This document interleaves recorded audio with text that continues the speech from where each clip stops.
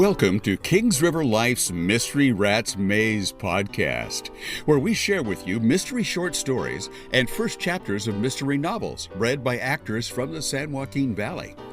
This episode features the mystery short story, 2 Men On, 1 Man Dead, by Jack Bates, and read by local actor Ariel Linn. This story has never been published before or recorded. The Huron County United Baseball League consisted of 6 teams. All 6 teams played at the Huron County Co-op Field just outside of Rowe, a small town along Saginaw Bay in the tip of the thumb of Michigan's Mitt. The stadium sat approximately 4,000 in dark blue seats that ran in rectangular sections from inside the foul poles and behind home plate. There was no upper deck, but there was a press box at the top of the last row. There were no seats beyond the outfield walls. A grassy hill sloped up like a ring of baloney, where guests to the ballpark could put lawn seats and spread a blanket out to watch the game. On the other side of the hill was a parking lot, then a fence, then a road, a shore, and finally Saginaw Bay. There were no team owners, just league owners. The teams were made up of players as young as 18 and as old as 42. They played high school, college, minor league, and, in a few cases, major league ball. Each player made $1,100 a month. If their team wasn't playing that night, they worked a regular job, or as an usher at the park. Some of the guys lived with the locals for the season. Others commuted from all over the state. The HCUBL had no affiliation with any pro team or any farm club. All the same, they sent scouts. The Bad Axe Choppers had a pitcher with a solid short game, ideal closer for a big league team. The best thing about Scott Nowicki was his age. 20 years old with a sinker that skimmed the strike zone just inside the batter's knees. At least 2 teams in the majors were interested in Nowicki. To get to him, they had to go through the HCUBL.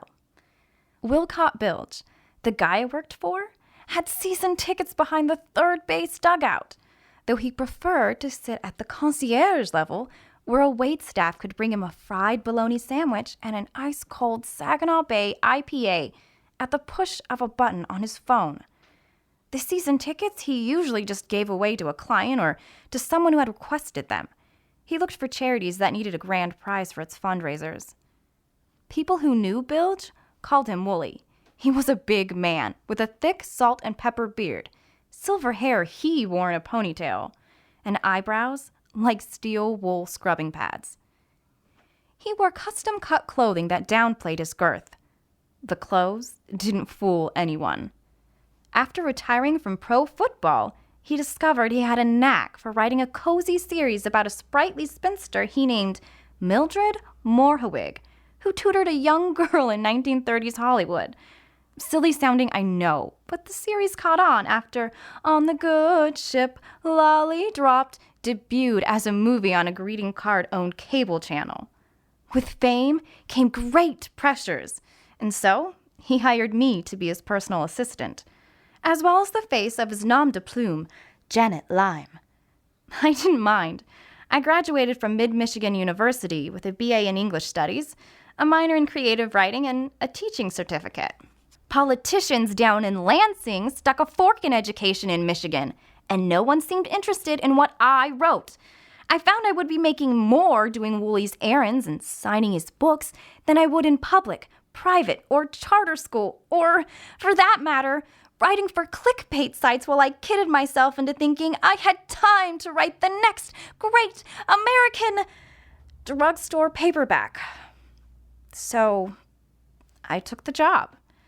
Of course, it meant I had to drive him to the ball games and sit there with him as he ate and drank. At least it was a summer sport. At least we got to be outside. Sunsets over the bay were pretty spectacular. I pretty much enjoyed my life. The afternoon the league president was murdered, we were there. Alan Wainwright was part owner of the Huron County United Baseball League. There were 4 others. Allison Humphrey, retired elementary school teacher who, with her friends, won a mega lottery jackpot. Carl Lackinen, owner and founder of Mitten Insurances. We've got you covered. was the company's motto under a picture of a mitten-covered hand. Hank Allard, owner of a string of garden shops. Monty Hillman. No one knew what Hillman did, but he had a boatload of money. Quite possibly he did nothing. Finally, there was Alan Wainwright, a real estate magnate who thought his six-league team would one day rival all the pro leagues. On that day, the MLB would have to buy into the HCUBL. It was Wainwright's braggadocio that was stifling Scott Nowicki's shot at signing a big league contract. Scott Nowicki's father went public with his disdain for Wainwright, accusing the man of acting like a plantation owner, controlling his workers' livelihoods. In a statement to the media, Wainwright reminded people, read that as Mr. Nowicki, that Scott had signed a contract with the HCUBL, making the league his representative. Essentially, Wainwright became an agent for 200 players, coaches, and managers. Wainwright controlled the game pieces, not the other way around. It was after the seventh-inning stretch and the firing of fireworks over the bay that Alan Wainwright was found dead in the league suite, a private room for the board members to relax, agendacize, or entertain. The suites were on the landing above the back row, 3 along the first base side, 3 along the third base side. The league suite was its own oasis in the center behind home plate. Wooly and I sat 1 level below it, awaiting the delivery of his food. Josie, do you think you could go check on my sandwich? I just came from there, Wooly. It's a little busy. You know how I get when I haven't eaten. I can feel my blood sugar dropping. Not how it works, Wooly, but fine. I'll go check. Thank you. I got up to go, but stopped short when I found Ellison Humphrey standing behind me. I wonder if we could trouble Mr. Bilge to join us in our suite, Humphrey said to me. Is there a problem? I'd rather not say right here. We've sent for Sheriff McCandless. Here she trailed off. Everyone knew Greg McCandless had only gotten the job because of his good looks. Everyone also knew Wilcott Bilge wasn't just the real Janet Lyme. They knew he wrote so intricately because he had a knack for deducing the logical conclusion. He had helped solve at least 2 prior murders in Huron County just by reading witness statements brought to him by Sheriff Greg McCandless. I told her if she promised to have a fried bologna sandwich and a cold Saggy Bay IPA waiting for him, I'd have him there ASAP. I turned back to Wooly. He posed for a fan's photo op. Well? The HCUBL board wants you to join them in their suite. Now? The Choppers are mounting a rally. They have 2 men on and 1... He stopped abruptly. You don't suppose this has anything to do with them wanting me to buy into the league, do you? Won't know until we go. Come on. He picked up his cane and we made our way to the suite. Inside, Alan Wainwright lay on the floor by a private rear entrance with an ice pick in his neck. Where were all of you? Wooly asked. Ellison Humphrey looked at the 3 other league owners. None of them appeared eager to talk. We'd gone to the seats out front to sing "Take Me Out to the Ball Game." Ellen stayed here waiting for a phone call.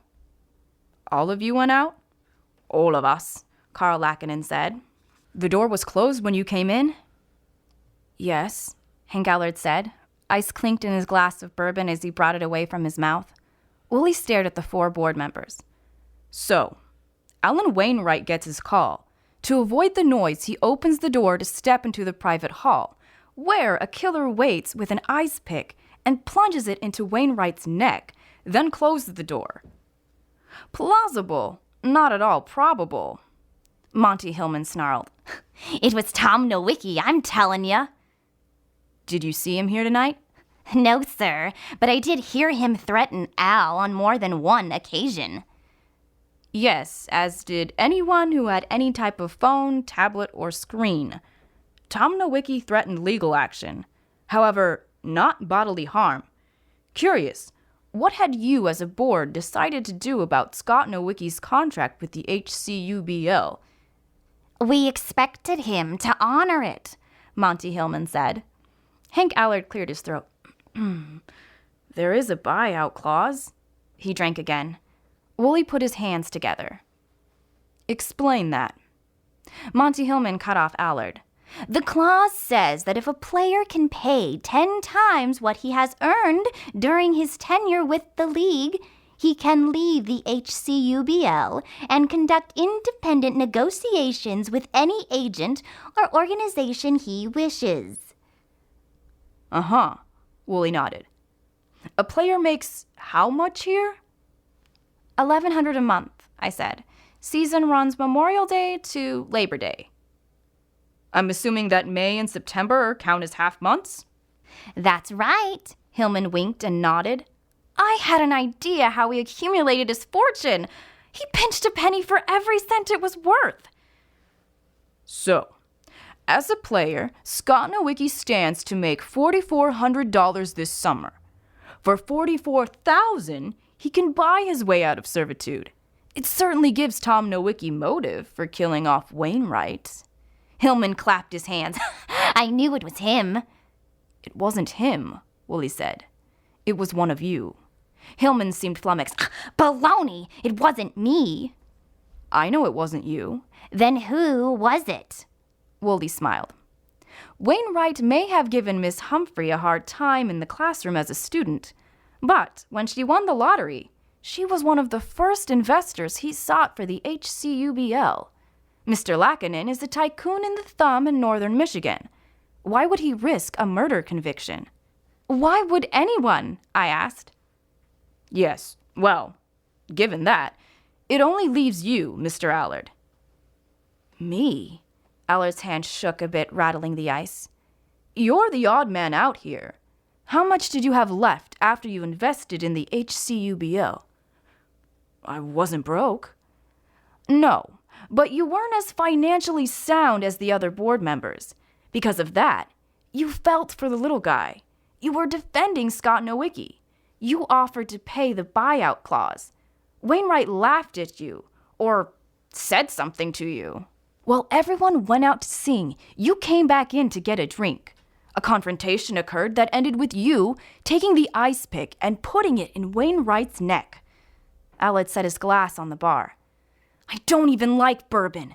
Wainwright was making the drink. He set the ice pick down to go out, and I saw my chance. To kill? Allard looked up at Wooly. You couldn't reason with a bastard like that. A few minutes later, Sheriff McCandless arrived, as did a fried bologna sandwich. 2 Men On, 1 Man Dead was produced by Kings River Life. You can learn more about Jack Bates and his writing on his website, flashjab.blogspot.com. Our theme song, The Blues, was written and played by Kevin Memley. Check out Kings River Life magazine's websites for more mystery, local theater, animal rescue, and so much more. KingsRiverLife.com and KRLNews.com. We'll be back next time with another mystery short story or mystery first chapter. Subscribe to our podcast and make sure you don't miss a single episode.